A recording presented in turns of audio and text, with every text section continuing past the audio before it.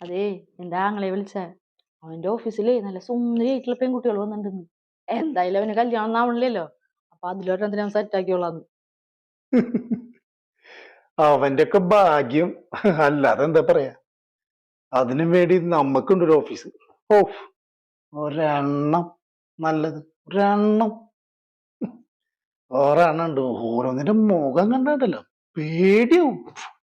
അമ്മോ, കാലത്തെ ഓഫീസിൽ ചെല്ലുമ്പോൾ നമുക്കൊരു എനർജി കിട്ടുന്നുണ്ട്. അതില്ല ഇവിടെ, അവിടെ എങ്ങനെയെങ്കിലും ഓടിപ്പോന്നാ മതി തോന്നുന്നു. അതുപോലത്തെ മുഖങ്ങളാ. ഓഹ്, എന്താ. പിന്നെ വേറെ ഒരുത്തിണ്ട്, ഭൂലോക രമ്യ എന്ന് പറഞ്ഞ ഐശ്വര്യ റായി എന്ന് പറഞ്ഞിട്ട് നടക്കണത്. ഞാൻ പറഞ്ഞില്ലേ ശ്രുതി, നിങ്ങളുടെ അടുത്ത് ഞാൻ പറഞ്ഞില്ലേ ശ്രുതി. ഓഹ്, അവളെ കാണണം.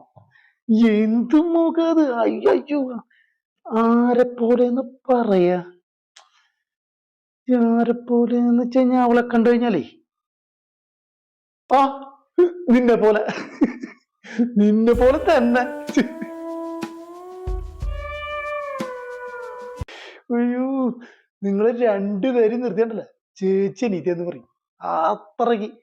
ഇപ്പൊ നിനക്ക് മനസ്സിലായല്ലോ, ആ റേഞ്ച് മനസ്സിലായല്ലോ, അവളുടെ റേഞ്ച് മനസ്സിലായ ആ നിലവാരം. ഓ, കഷ്ടം.